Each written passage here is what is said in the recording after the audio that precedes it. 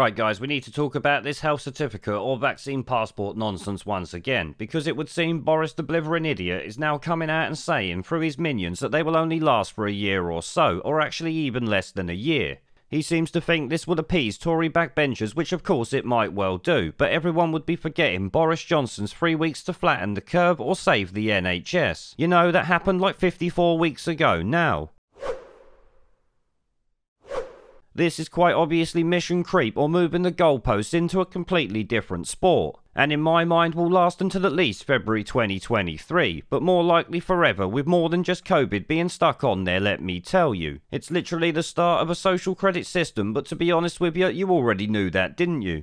Now today we have the Telegraph floating this bullshit idea from the government in order to obviously gauge public opinion, no doubt, which is obviously gonna remain the same. You tell Boris and his paymasters to go and fuck themselves. We don't want it, we literally don't need it, and we will fight it with boycotts and court cases if needed. And let's be honest, as I've already said and many people have pointed out, Professor Whitty himself said we need to start treating it like the flu, so there will never be a need for COVID passports or anything like that. It's just complete and utter lunacy and shows it's got fuck all to do with what they say it has. But the main thing, regardless of anything, whether they want it or not, or whether we don't want it or not, it breaches people's human rights by forcing medical interventions and is discriminatory in every single way, end of fucking subject. And as a matter of fact, as someone in the British Medical Journal said, it's vaccine apartheid, which is obviously something that many people, including many of you, have actually said before.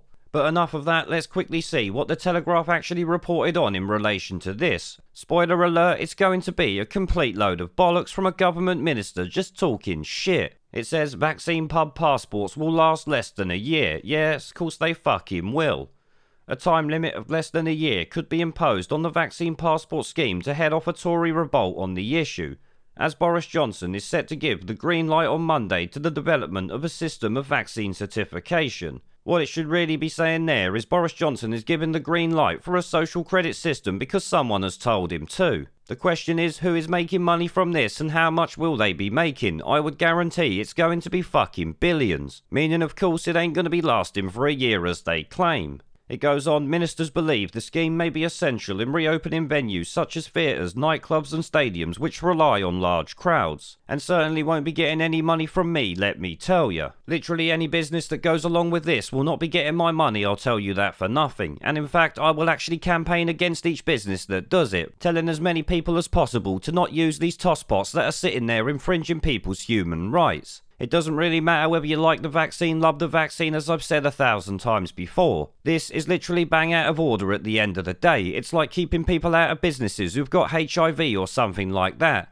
Imagine you were diabetic and you weren't allowed in somewhere because you refused some treatment that hadn't even passed full regulatory tests. But to be honest, I really don't think it's got anything to do with health. I literally think it's more to do with data collection than anything else. Our health data and data in general is worth a fuck ton, let me tell you this. The article goes on though, but the plans have faced fierce cross-party backlash, with 72 MPs on Thursday signing a pledge to oppose the divisive and discriminatory scheme, something that I actually covered in a video yesterday. And here it actually says a Whitehall source told the Daily Mail that any passport scheme would be temporary. No, we know it fucking won't. Or the only reason it would be temporary is because it got taken to court and kicked out as being unlawful, discriminatory and against people's human rights. That is the only way it will literally be temporary. Maybe that's why they only want it in for a year. They could delay a court case for a year or so, get it through and then obviously kick it out or call it something else, therefore making the court case a complete waste of time and money. It says while no decision has been taken on how long any scheme should last, the source said it was likely to be no more than a year. Yeah, a bit like the 3 weeks to flatten the curve as I said earlier.